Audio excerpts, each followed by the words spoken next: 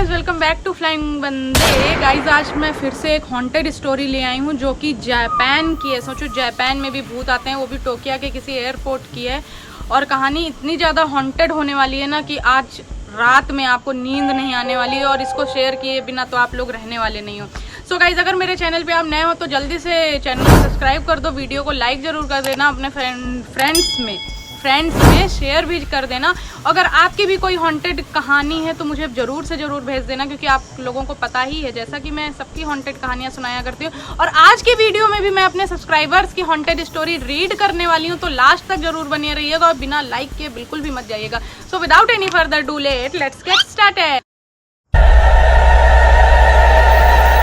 Guys, ये story है Japan की, वहाँ के एक एयरपोर्ट की थी। एक दिन होता ये है, शायद टोक्यो का कोई एयरपोर्ट होता है, वहाँ पे होता ये है कि एयरपोर्ट में जैसे नहीं सब वीज़ा पासपोर्ट चेक होते हैं, तो एक बंदा लाइन में लगा हुआ होता है। थोड़ा सा डिफरेंट होता है देखने में, उसका जो लुक होता है थोड़ा सा ऐसा लगता है कि यार ये कुछ किस ज़माने से आया है। जैसे आजकल के टाइम में कोई पुरानी ब्लैक एंड वाइट पिक्चर्स का हीरो आ जाए ना, तो वैसे बाल और वैसे पैंट जो होती थी लंबी वाली, जैसे अमिताभ बच्चन पहनते थे, कुछ इस टाइप का उसका गेटअप होता है, कुछ क्लासिकल टाइप का गेटअप होता है। तो लोग उसे देखते ज़रूर हैं, थोड़ा सा हैरान हो जाते हैं, लेकिन इतना टाइम कहाँ होता है ना कि लोग उसमें ज़्यादा अटेंशन पे कर सकें।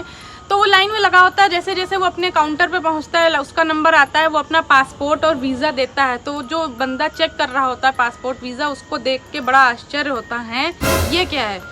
तो वो उसको ऐसे ऐसे वो देखता है, फिर उसको ऐसे देखता है, तो कहता भैया कहाँ से आए हो। तो वो बोलता है मैं टॉरेट से आया हूँ। कहता है टॉयलेट से आया हूँ। अच्छा, आप खुद सोच सकते हो कि जो एयरपोर्ट में बंदा ये सब चेकिंग के लिए लगाया गया होगा, वो तो कोई नया सा तो लगा नहीं दिया गया होगा। अब जो बंदा वहाँ चेक कर रहा था वीज़ा पासपोर्ट, वो कई सालों से काम कर रहा है, और वो अपनी लाइफ में पहली बार ऐसा देश का नाम सुनता है, टॉरेट। कंफ्यूज होता है, उसको लगता है कि यार ये इतने कॉन्फिडेंस से बता रहा है कि मैं टॉरेट से आया हूँ, तो जरूर ये टॉरेट से आया होगा। तो वो विश्व का मानचित्र यानी कि वर्ल्ड का मैप उठा के रख लेता है अपने काउंटर में और टॉरेट ढूंढना शुरू करता है। अब जितने लगभग मेरे ख्याल से भाई इतना भी कोई जीनियस नहीं होता है कि वो चेक करता है टॉरेट कहाँ पे, वो पूरा मैप चेक कर डालता है, उसे नहीं मिलता है टॉरेट। तो वो उससे पूछता है कि आप कहाँ से आए हो। तो वो बताता है कि भैया यहाँ पे मेरी बिजनेस मीटिंग थी और अब मैं यहाँ फलानी जगह जा रहा हूँ। तो यार वो बड़ा अचंभे में यार कि ये चीज़ें बता तो सही रहा है, लेकिन इसका जो देश का नाम है पासपोर्ट पे लिखा हुआ है टॉरेट, ये तो कोई है ही नहीं पूरी दुनिया में देश। तो वो क्या करता है, अपने सीनियर्स को बुलाता है, कहता है यार मैं तो सिर्फ एक यहाँ पे एम्प्लॉय हूँ। अपने सीनियर्स को वो बुलाता है, सीनियर्स आते हैं, उसको बताता है कि यार ऐसा ऐसा किस्सा है सर। तो उसके सीनियर्स उसको लाइन से हटा देते हैं और उसको अलग ले जाते हैं इंक्वायरी करने के लिए। तो जब इंक्वायरी की जाती है तो पता चलता है कि वो यहाँ पे एक बिजनेस मीटिंग के सिलसिले में आया हुआ है, और वो शायद अफ्रीका जा रहा होता है। वहाँ पे भी उसकी कोई दूसरी बिजनेस मीटिंग होती है किसी कंपनी के साथ में। टॉरेट, लेकिन फिर बात आ जाती है टॉरेट पे कि टॉरेट कौन सी जगह है, कि टॉरेट तो हम लोगों ने भी नहीं सुना, अधिकारी भी सब एकदम सख्ते में। हाँ, पूरे एयरपोर्ट में जितने भी एम्प्लॉयज़ होते हैं सब में ये बात फैल जाती है कि कोई यात्री आया है, टॉरेट का है, वो अपने आप को बता रहा है। तो ठीक है, क्या हुआ भैया, कीड़ा आ गया कोई, इतना होता है। तो इसके बाद में फिर उसको रखा जाता है। कहते भाई आप ऐसा करो कि आपको कल हम लोग फिर से जहां आपको अफ्रीका जाना है वहां की फ़्लाइट फिर से दे दी जाएगी, और विदाउट एनी का कॉस्ट यानी कि फ्री में भेज दिया जाएगा वहां पे। लेकिन आज आप थोड़ा हम लोगों के साथ कोऑपरेट करो, आज रात में यहाँ रुको, और आपकी जितनी भी जानकारियाँ हैं हम लोग आपके देश से और जहाँ से भी होता है हम लोग निकलवा लेते हैं, और क्योंकि आप हम लोगों को संदिग्ध लग रहे हो। तो वो बहुत आराम से पोलाइटली एकदम जेंटलमैन की तरह कहता है कि कोई बात नहीं भाई, और मेरे खाने पीने ठहरने का इंतज़ाम कर दो। तो होता है कि ठीक है, उसको एक 5 स्टार होटल में पूरे मतलब कि रूम दिया जाता है, और उस रूम के चारों तरफ पुलिस बैठाल दी जाती है ताकि ये बंदा भाग ना पाए। होते हैं ना संदिग्ध टाइप के लोग, अगर कुछ ऐसे होते हैं तो उनको पूरा गहन कस्टडी में ले लिया जाता है। वाह, क्या हिंदी और इंग्लिश का कॉम्बिनेशन देखो, गहन कस्टडी, वाह वाह वाह वाह, है ना। तो चारों तरफ पुलिस का घेरा होता है, बीच में उसका रूम होता है, खाने पीने का सब उसको अंदर ही इंतजाम कर दिया जाता है कि भैया तुम यहाँ से निकलोगे नहीं, कल आएगी अधिकारी एयरपोर्ट वाले, वो लोग चेक करेंगे, और पुलिस के जो मतलब कि ऑफिसर टाइप के लोग होते हैं वो बैठाल दिए जाते हैं उसके रूम के बाहर। ठीक है, ये एक चीज़। दूसरी चीज़ ये होती है उसके जितने भी डॉक्यूमेंट्स होते हैं, जो भी वो चीज़ें देता है, वो सब ले जाके जो भी एयरपोर्ट का एक ऐसा कॉर्नर होता है, ऐसी जगह होती है ना जहाँ पे आप ये सारे डॉक्यूमेंट्स संदिग्ध टाइप के सबमिट होते हैं, और उसके चारों तरफ भी पुलिस होती है, और बहुत गहरे लॉकर होते हैं और उनकी चाबी। अरे यार यहाँ जूजू आ गया है, जूजू आ गया है। नहीं, यही मेरे पास बैठा है नीचे मेरे पैरों में, है ना। तो भैया आ रहे हैं जूजू को भगाने। तो वो भी उसके डॉक्यूमेंट्स भी सब अच्छे से रखे हुए होते हैं ताकि उस तक कोई भी ना पहुंच पाए। वो शख्स, ये देखो उसी कलर का, वो शख्स भी ना पहुंच पाए और भी कोई अगर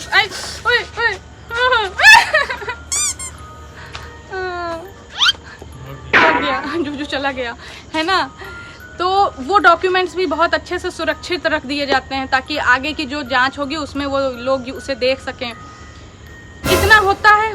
फिर जो सुरक्षा एजेंसी होती है वो आगे तहकीकात जब करती है तो पता करती है कि यार इस नाम का देश, जो इस देश का नाम, इस नाम का देश पूरी दुनिया में एग्जिस्ट ही नहीं करता है गाइस। टॉरेड नाम का कोई देश नहीं है पूरी दुनिया में। अब सब खलबली मचती है कि यार ये आदमी आया कहाँ से, भूत है ये या समय यात्री है, टाइम ट्रैवल करके आया है। फिर क्या होता है, हम भी भूल गए। हाँ, फिर होता है वो जिस कंपनी का नाम बताता है कि मैं यहाँ पे मेरी बिजनेस मीटिंग थी, मैं यहाँ पे जापान में टोक्यो में आया था अपनी बिजनेस मीटिंग करने और अगेन मैं जा रहा हूँ अफ्रीका बिजनेस मीटिंग के लिए। वो सब कंपनियाँ पता की जाती हैं, वो भी फर्जी नहीं, मतलब फर्जी नहीं निकलती, कंपनियाँ वो होती हैं बट उसकी कोई भी मीटिंग वहाँ पे नहीं होती है, ठीक।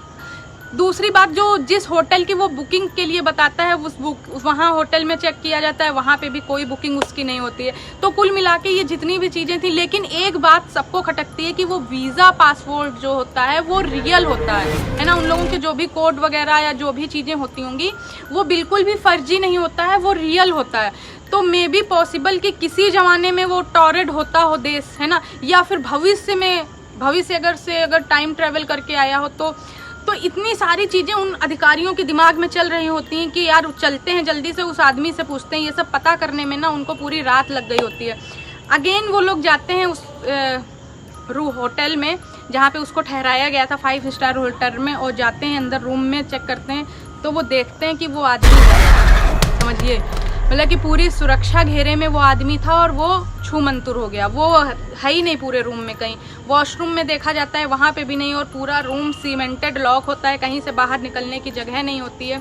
सीसीटीवी कैमरा चेक होते हैं उस होटल के, उसमें कहीं कुछ आदमी कोई नदारत है, मतलब कि कोई दिखा ही नहीं।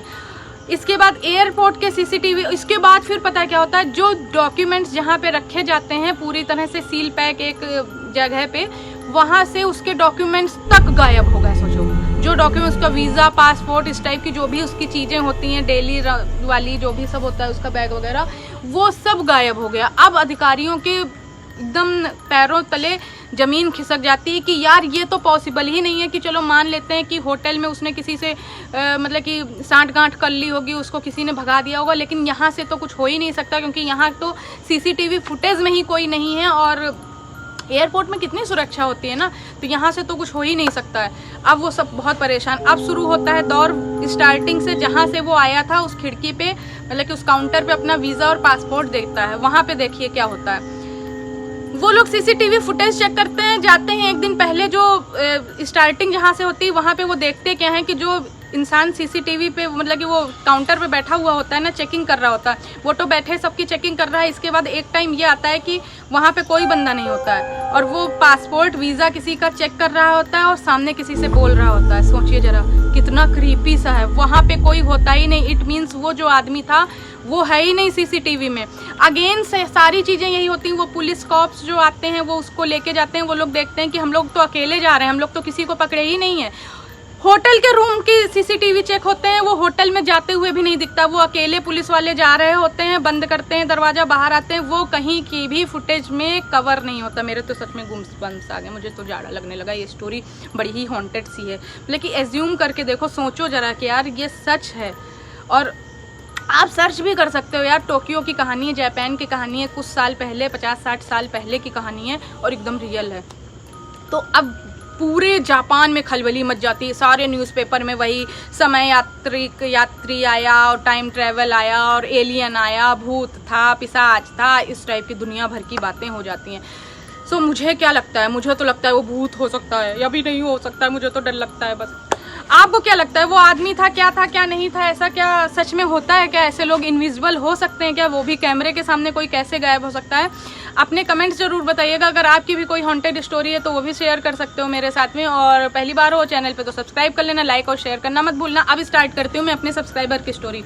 तो मेरे सब्सक्राइबर की सबसे पहले स्टोरी है करण की है। तो करण स्टोरी में ये बताता है कि वो शायद जहाँ रहता है उसके किसी भाई की शादी होती है, सूरत जाने के लिए वो लोग निकलते हैं। तो सूरत उसके घर से 2 रातें पड़ती हैं, मतलब कि ट्रेन में बैठ के वो लोग जाते हैं तो काफ़ी दूर होता है। रात में दिन जैसे तैसे कट जाता है, रात होती है। रात में उनके मम्मी पापा कहते हैं करण खिड़की के पास मत बैठो और खिड़की मत खोलो, ये जो शहर है ये हम लोगों का तो है नहीं, तो जो आराम से खिड़की खोल के हवा ले रहे हो, गाड़ी बार बार रुकती है, पता नहीं कब चोर लुटेरे डाकू चढ़ जाएं, वो ध्यान नहीं देता है। ट्रेन है चल जाती है, वो खोल देता, कहता मुझे गर्मी लग रही है, मुझे हवा चाहिए। ट्रेन बढ़ती है धीरे धीरे धीरे धीरे आगे।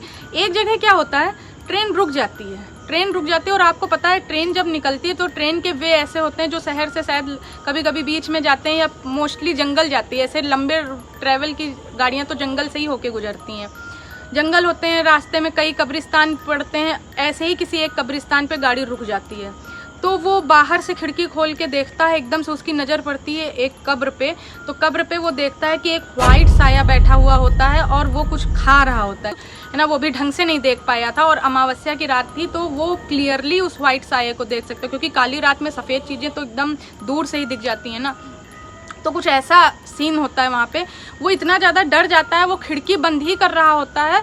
वो क्या देखता है कि वो साया उस ट्रेन की तरफ आने लगता है, कस कस के आने लगता है। इतने में ट्रेन भी चलने लगती है। पहले एकदम ट्रेन तेज़ी से तो नहीं चलती, धीमे धीमे ट्रेन धीमी चल रही है। वो साया कस के आ रहा है इसके, मतलब कि खिड़की करण नहीं बंद कर पाता। इतना डर जाता है कि वो साया उस खिड़की के बराबर से दौड़ रहा होता है। ट्रेन चल रही, साया भी चल रहा। किसी तरह से खिड़की वो बंद करता है और वो बहुत ज़्यादा डर जाता है और बस चदरा ओढ़ के जैसे तैसे बैठा होता है, वैसे ही पोजीशन में वो सो क्या ही जाता है, लेकिन डर के मारे चदरा नहीं हटाता है।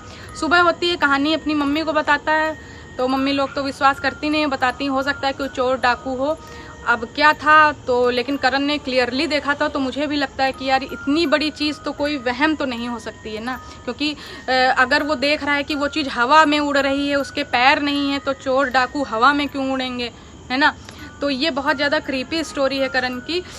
सो नेक्स्ट स्टोरी है अंजलि मिश्रा की। अंजलि मिश्रा ये बताती हैं कि उनकी नानी जो है एक बार नहाने के लिए जाया करती थी। गांव में एक नदी थी, किसी नदी में नहाने के लिए जा रही होती हैं तो वो लोग उस दिन बहुत जल्दी उनकी नानी और मतलब कि उनकी फ्रेंड्स जल्दी उठ जाती हैं। तो वो लोग जाती हैं नहाने तो देखती हैं 3 बज रहा होता है। तो उनकी नानी की फ्रेंड्स बोलती हैं यार अभी 3 बजा है, डेविल आ रहा है, तो नदी के अंदर मत डुबकी लगाओ। लेकिन वो मानती नहीं है और उस नदी के घाट के बगल में बना होता है कब्रिस्तान, वो मानती नहीं है, वो चली जाती है नदी के अंदर। अब जैसे ही वो डुबकी लगाती है उनको लगता है कोई उनका पैर खींच रहा है, लेकिन वो ध्यान नहीं देती। फिर वो अगेन घुस के डुबकी लगाती हैं तो इस बार वो देखती हैं पनडुब्बा शायद नाम बताया था अंजलि ने, तो वो आधा जला हुआ होता है और अजीब सा हुआ होता है। तो वो उसको पकड़ के उनको खींच के लेके जा रहा होता है तो वो चीखने लगती हैं। तो इतने में कुछ मछुआरे आ जाते हैं जो आसपास सो रहे होते हैं और उन नानी की सहेलियां पकड़ के उनको खींचती हैं अपनी तरफ। बड़ी मुश्किल से वो उनको बचा पाती हैं और किसी तरह से नानी नदी के बाहर आती हैं और वो बताती हैं कि अगर आज तुम लोग मुझे ना बचाते तो मेरा तो काम तमाम हो गया था। ये तो वाकई में बहुत क्रीपी स्टोरी है अंजलि की नानी की। और अगेन मेरे सब्सक्राइबर हैं प्रिया, है ना।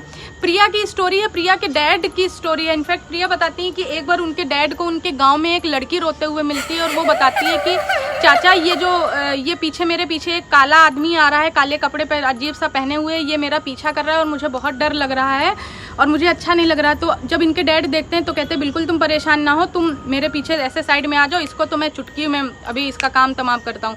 उनके पास जैसे ही उसको मारने के लिए ऐसे किया और वो आदमी गायब। OMG, अब इनके पापा की और उस लड़की की हवा गुल। अब करे क्या, अब तो भाई इंसान से तो लड़ा जा सकता है लेकिन भी लड़ा जा सकता है ना। तो बस अंकल जी ने दिमाग लगाया, 1 2 3 गो हो गए। वहाँ से भैया सोचन कि जल्दी से घर ही भाग लो, बस इसी में सुरक्षा है। दोनों लोग घर भाग के आ गए और प्रिया बताती हैं ये 110% रियल स्टोरी है, अच्छी भी बहुत स्टोरी और बहुत क्रीपी स्टोरी है। सो गाइज आज की ये कुछ स्टोरीज हैं जो मैंने आप लोगों से ली। अगर आप अभी भी मेरे चैनल पर नए हो तो चैनल को सब्सक्राइब कर दो, वीडियो को लाइक करना, वीडियो अपने फ्रेंड्स में शेयर जरूर करना। और अगर आपकी भी कोई ऐसी स्टोरी है हॉन्टेड तो क्या कर रहे हो, किस बात का इंतजार कर रहे हो, जल्दी से लिख के भेज दो। हो सकता है लाइव में, शॉर्ट्स में या आपकी वीडियो में आ सके। Okay, till then bye bye, take care.